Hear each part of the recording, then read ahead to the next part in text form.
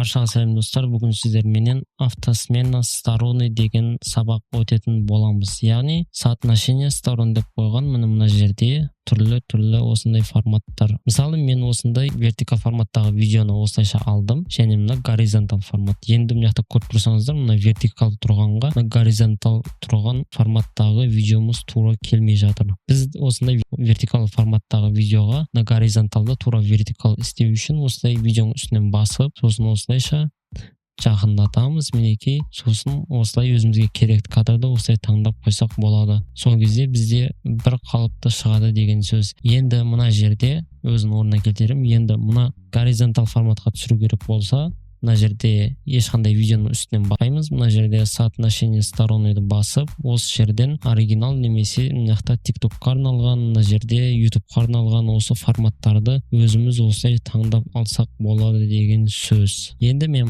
мысалы мына жерде негізі көбінесе қолданылатын бізде 9:16 мен 16:9 деген форматты біз кеңінен пайдаланамыз. Яғни бұл өте көп пайдаланатын осы екі формат. Неге мысалы мен YouTube форматқа түсіретін болсам, мына жерде видео өзі тура өзінің форматына түсіп тұр. Ал мына жерде екіншісі түспей тұр. Оны түсіру үшін осылайша видеоның үстінен басып, осылайша біз жақындатып алсақ болады өзіміздің видеоны. Мінекей, осылай істеу арқылы бізде видеомыздың горизонтал не вертикал форматта түсірілгендері білінбей кетуі мүмкін. Бірақ бұл жерде бір нәрсені ескере кетейін. Мына видеоны көріп тұрған болсаңыздар, мына горизонтал форматқа түсіргенмін. Мен бұны былай вертикал форматқа қоятын болсам, бұл жерде качество, мына жерде качество сақталып тұр. Ал мен бұны осылайша жақындатып қоятын болсам, бұл горизонтал форматқа түседі, бірақ мына жерде видеомыздың качествосы сәл-сәл кетіп қалады деген сөз. Жалпы сіздерге сабақ түсінікті болды деп ойлаймын. Келесі кездескенше сау саламат аман болыңыздар.